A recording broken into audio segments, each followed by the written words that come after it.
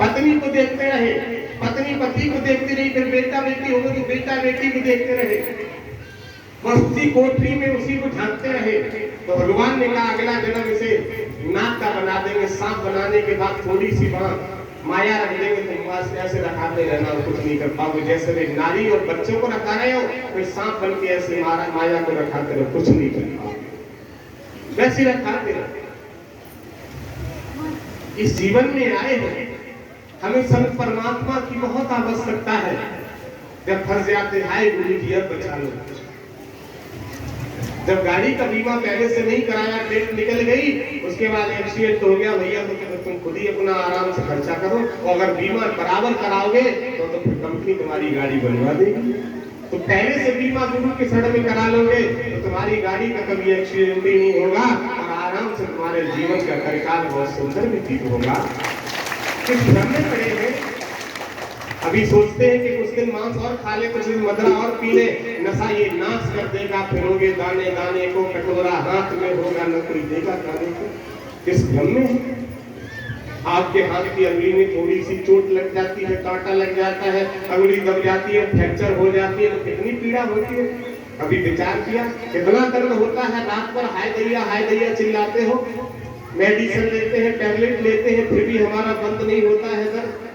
और जिस पशु को आप अपनी जिह्वा का स्वाद बना रहे हैं, जैसे कटवा के भोजन के रूप में खा लेते हैं, कभी एकांत में बैठ के सोचा उसे कितनी पीड़ा होती है।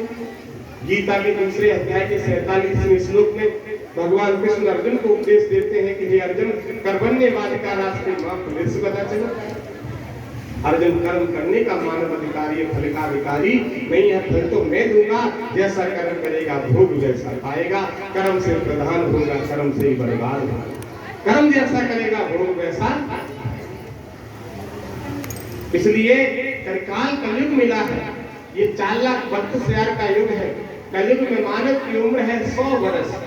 हमारी आपकी लंबाई होती है 3.5 हाथ। इससे पहले का युग जो निकल गया, भूतकाल का, जिसे द्वापर युग कहते थे। द्वापर युग की उम्र थी 8,64,000।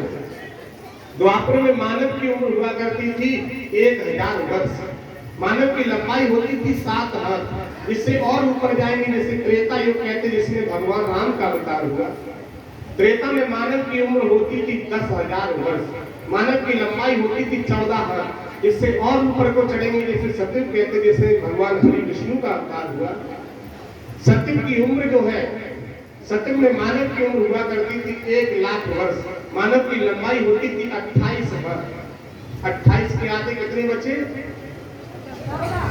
14 के आधे 7 के आधे अब 3.5 हाथ बचा। लेकिन कलयुग के 4 चरण बना दिए गए।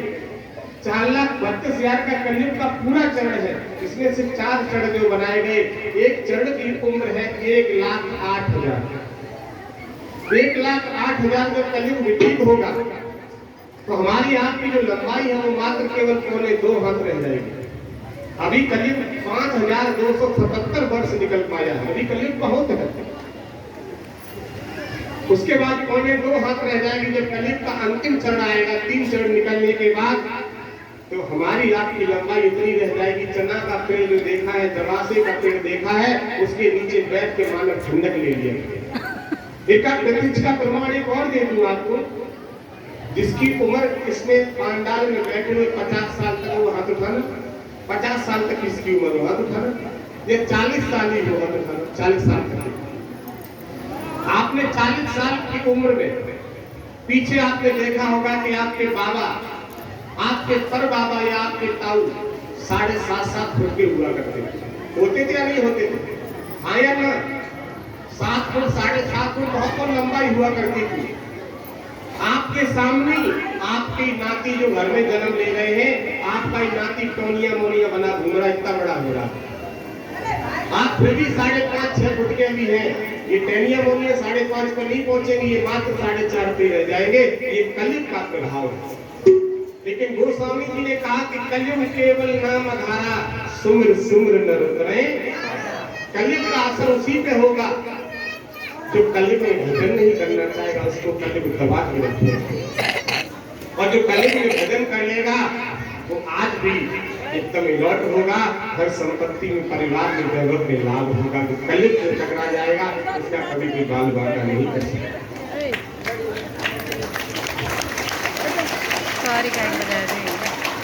गुरु महाराज जी ने ये चर्चा की थी कि संवत 2000 के ऊपर 100 वर्ष का ऐसा योग पड़े, पूर्व पश्चिम उत्तर दक्षिण 34 काल करे, अकाल मृत्यु जग माही व्यापी प्रजा बहुत करे, काल वाल से वही बचेगा थोड़ा सा हरि का ध्यान धरे, और सूरदासी हरि की लीला तारे नहीं। अभी संवत कितना चल रहा है? 80। हाँ? 80। किसी को पता है संवत कौन सा?